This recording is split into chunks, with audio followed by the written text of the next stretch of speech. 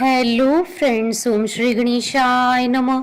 जय माता दी। आप सभी का स्वागत है आपके अपने यूट्यूब चैनल पर। आप सभी को नवरात्रि की हार्दिक शुभकामनाएं। आज हम नवरात्रि के तीसरे दिन पर दुर्गा सप्तशती पाठ की चौथे और पांचवें अध्याय को प्रस्तुत कर रहे हैं। फ्रेंड्स, वीडियो शुरू करने से पहले आपसे रिक्वेस्ट है, अगर आप हमारे चैनल पर नए हैं और आपने अभी तक चैनल को सब्सक्राइब नहीं किया है तो प्लीज़ सब्सक्राइब कीजिएगा चैनल को, साथ ही प्रेस कीजिएगा बेल आइकन को, जिससे नए वीडियो से रिलेटेड नोटिफिकेशन आपको तुरंत प्राप्त हो सके। और वीडियो पसंद आने पर वीडियो को लाइक और शेयर जरूर कीजिएगा, ताकि सभी भक्तों को इस वीडियो का लाभ प्राप्त हो सके। और कमेंट बॉक्स में जय माता दी जरूर लिखिएगा।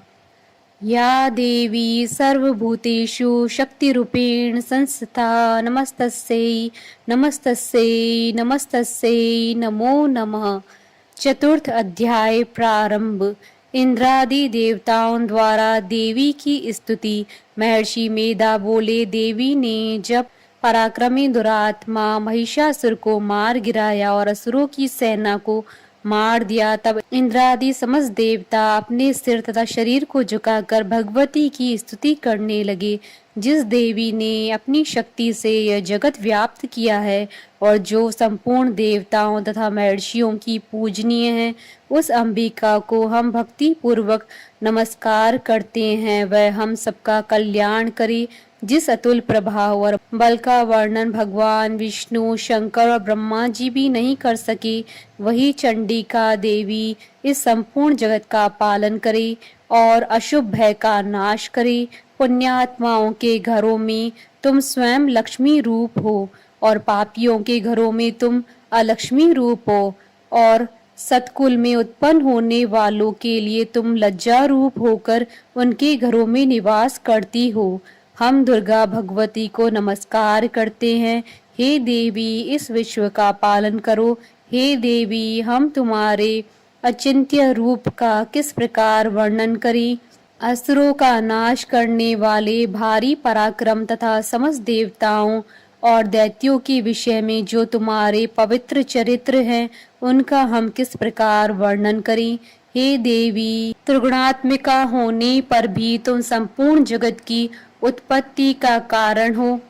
हे देवी, भगवान विष्णु, शंकर आदि किसी भी देवता ने तुम्हारा पार नहीं पाया। तुम सबकी आश्रय हो। यह संपूर्ण जगत तुम्हारा ही अंश रूप है, क्योंकि तुम सबकी आदि भूत प्रकृति हो। हे देवी, तुम्हारे जिस नाम के उच्चारण से संपूर्ण यज्ञों में सब देवता तृप्ति लाभ करते हैं, वह स्वाहा भी तुम ही हो। इसके अतिरिक्त तुम पितरों की तृप्ति का कारण हो, इसलिए सब आपको स्वधा कहते हैं।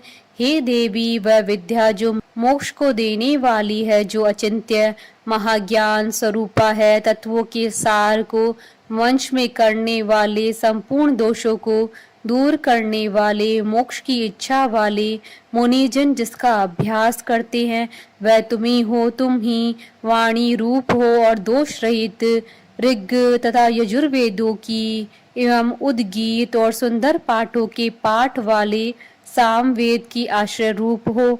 तुम भगवती हो। इस विश्व की उत्पत्ति एवं पालन के लिए तुम वार्ता के रूप में प्रकट हुई हो और तुम संपूर्ण संसार की पीड़ा हरने वाली हो।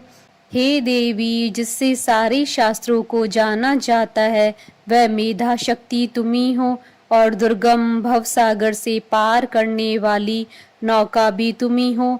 लक्ष्मी रूप से विष्णु भगवान के हृदय में निवास करने वाली और भगवान महादेव द्वारा सम्मानित गौरी देवी तुम ही हो। मंद मुस्कान वाले निर्मूल पूर्ण चंद बिंब के समान और उत्तम स्वर्ण की मनोहर कांति से कमनीय तुम्हारे मुख को देखकर ही महिषासुर क्रोध में भर गया।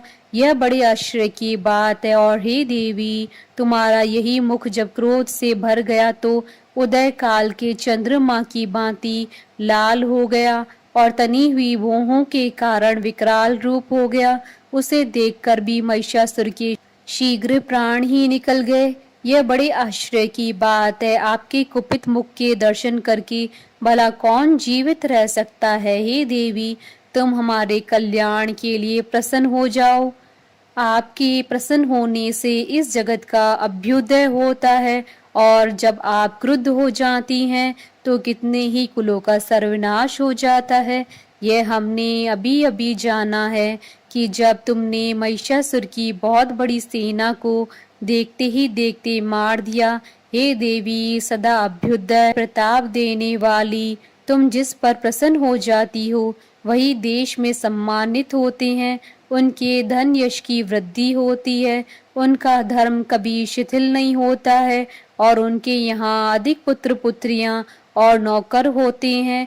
हे देवी, तुम्हारी कृपा से ही धर्मात्मा पुरुष प्रतिदिन श्रद्धा पूर्वक यज्ञ करता है और धर्मानुकूल आचरण करता है, और उसके प्रभाव से स्वर्गलोक में जाता है, क्योंकि तुम तीनों लोकों में मनवांचित फल देने वाली हो।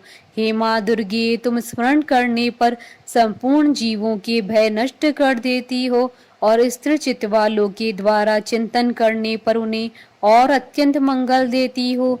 हे दारिद्र दुख नाशनी देवी, तुम्हारे सिवा दूसरा कौन है। तुम्हारा चित्त सदा दूसरों के उपकार में लगा रहता है। हे देवी, तुम शत्रुओं को इसलिए मारती हो कि उनके मारने से दूसरों को सुख मिलता है। वह चाहे नरक में जाने के लिए चिरकाल तक पाप करते रहे हों, किंतु तुम्हारे साथ युद्ध करके सीधे स्वर्ग को जाएं, इसलिए तुम उनका वध करती हो। हे देवी, क्या तुम दृष्टिपात मात्र से समस्त असुरों को भस्म नहीं कर सकती? अवश्य ही कर सकती हो, किंतु तुम्हारा शत्रुओं को शस्त्रों के द्वारा मारना इसलिए है कि शस्त्रों के द्वारा मरकर वे स्वर्ग को जावें। इस तरह से हे देवी, उन शत्रुओं के प्रति भी तुम्हारा विचार उत्तम है। हे देवी, तुम्हारे उग्र खड़क की चमक से और त्रिशूल की नोक की कांति की किरणों से असुरों की आंखें फूट नहीं गई। उसका कारण यह था कि वह किरणों से शोभायमान तुम्हारी चंद्रमा के समान आनंद प्रदान करने वाले सुंदर मुख को देख रहे थे। हे देवी, तुम्हारा शील बुरे वृतांत को दूर करने वाला है, और सबसे अधिक तुम्हारा रूप है, जो न तो कभी चिंतन में आ सकता है और न ही जिसकी दूसरों से कभी तुलना हो सकती है। तुम्हारा बल व पराक्रम शत्रुओं का नाश करने वाला है। इस तरह तुमने शत्रुओं पर भी दया प्रकट की है। हे देवी, तुम्हारे बल की किसके साथ बराबरी की जा सकती है, तथा शत्रुओं को भय देने वाला इतना सुंदर रूप भी और किसका है। हृदय में कृपा और युद्ध में निष्ठुरता, यह दोनों बातें तीनों लोकों में केवल तुम्ही में देखने आई है। हे माता, युद्ध भूमि में शत्रुओं को मारकर तुमने उन्हें स्वर्ग लोक में पहुंचाया।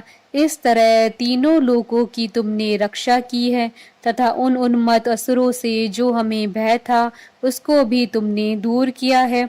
तुमको नमस्कार है। हे देवी, तुम शूल तथा खड़ग से हमारी रक्षा करो, तथा घंटे की ध्वनि और धनुष की टंकार से भी हमारी रक्षा करो। हे चंडी के, आप अपने शूल को घुमाकर पूर्व पश्चिम उत्तर तथा दक्षिण दिशा में हमारी रक्षा करो। तीनों लोकों में जो तुम्हारे सौम्य रूप हैं तथा घोर रूप हैं, उनसे हमारी रक्षा करो, तथा इस पृथ्वी से रक्षा करो।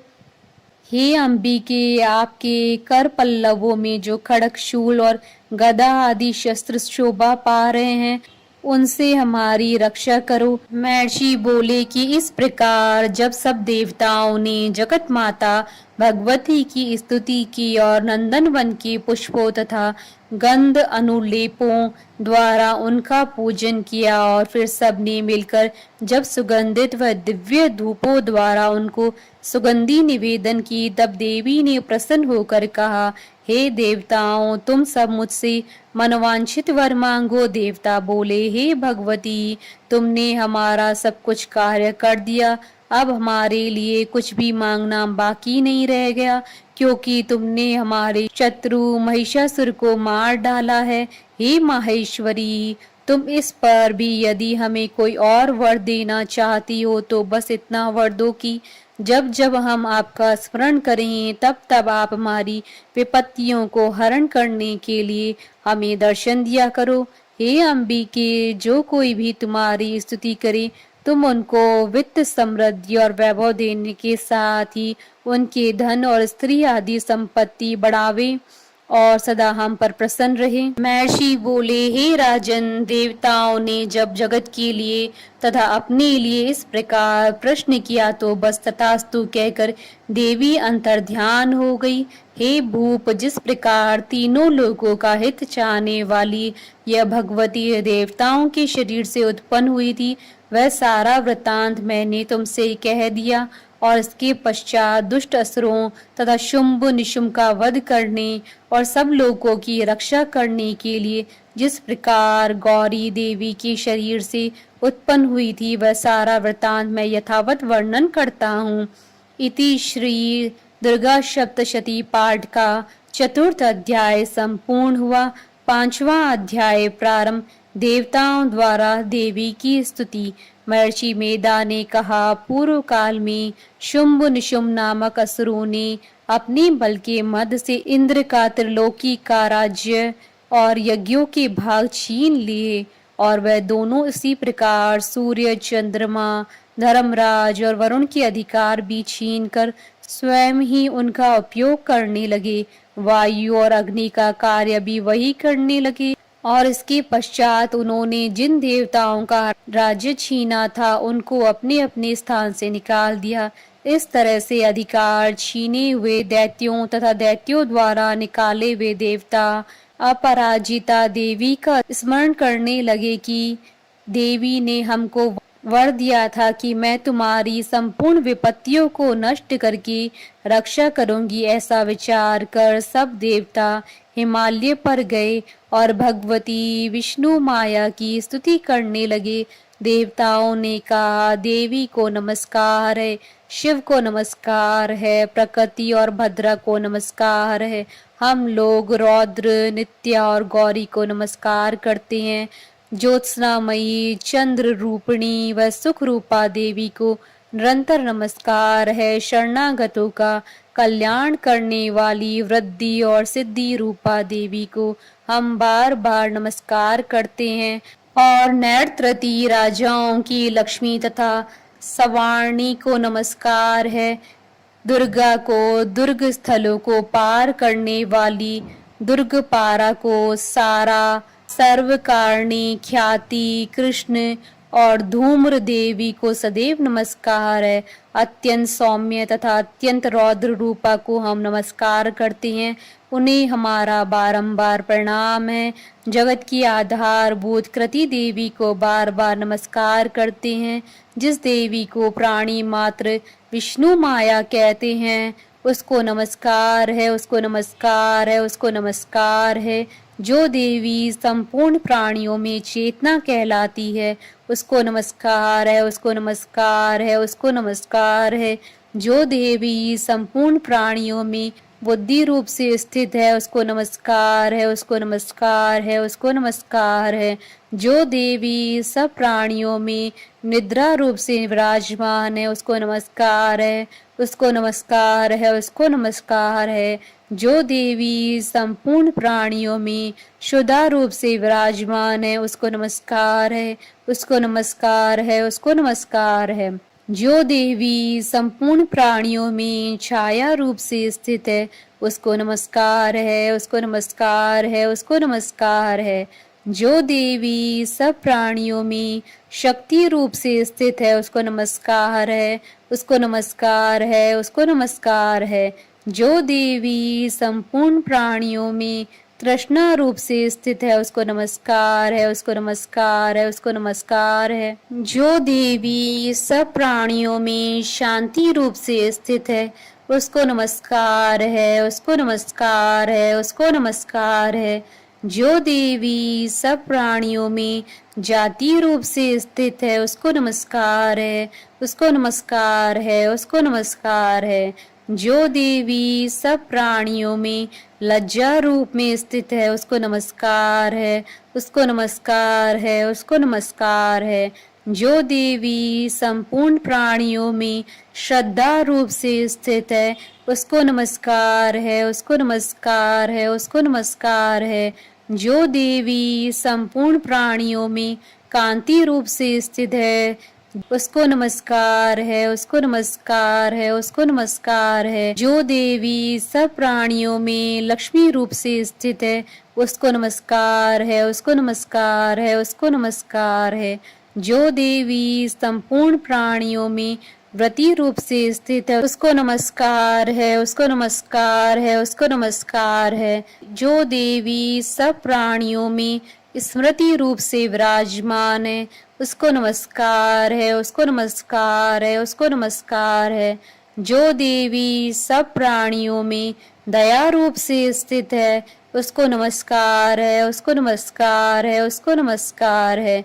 जो देवी सब प्राणियों में तुष्टि रूप से स्थित है, उसको नमस्कार है, उसको नमस्कार है, उसको नमस्कार है।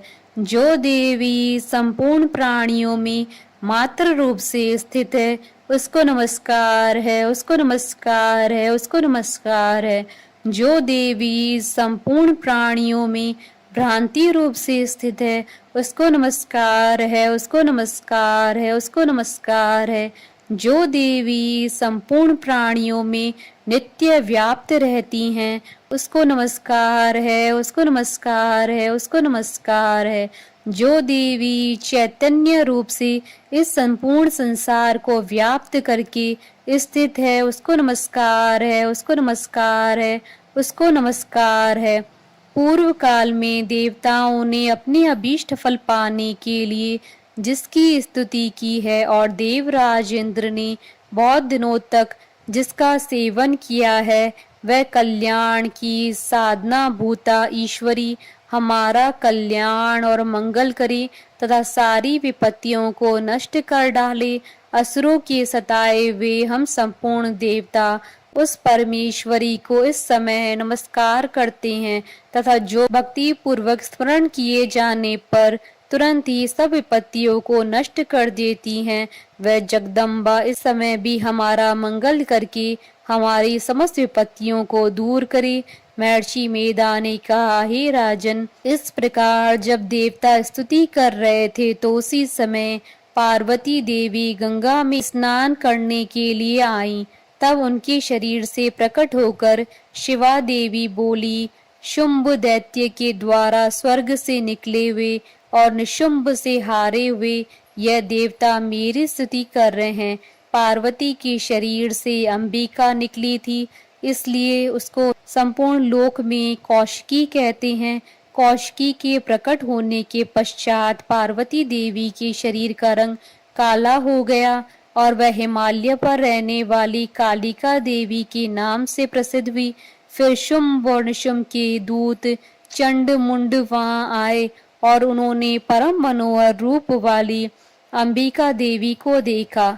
फिर वह शुंभ के पास जाकर बोले, महाराज, एक अत्यंत सुंदर स्त्री हिमालय को प्रकाशित कर रही हैं। वैसा रंग रूप आज तक हमने किसी स्त्री में नहीं देखा है। हे असुरेश्वर, आप यह पता लगाएं कि वह कौन है और उसको ग्रहण कर लें। वह स्त्री स्त्रियों में रत्न है। वह अपनी कांति से दसों दिशाओं को प्रकाशित करती हुई वहां स्थित है, इसलिए आपका उसको देखना उचित है। हे प्रभु, तीनों लोगों के हाथी, घोड़े और मणि इत्यादि जितने रत्न हैं, वह सब इस समय आपके घर में शोभायमान है। हाथियों में रत्न रूप ऐरावत हाथी और उच्ची श्रवा नामक घोड़ा तो आप इंद्र से ले आए हैं। हंसों द्वारा जुता हुआ विमान जो कि ब्रह्मा जी के पास था, अब भी आपके पास है। यह महापद्म नामक खजाना आपने कुबेर से छीना है। समुद्र ने आपको सदा खिले हुए फूलों की किंजलकनी नामक माला दी है। वरुण का कंचन की वर्षा करने वाला छत्र आपके पास है। रथों में श्रेष्ठ प्रजापति का रथ भी आपके पास ही है।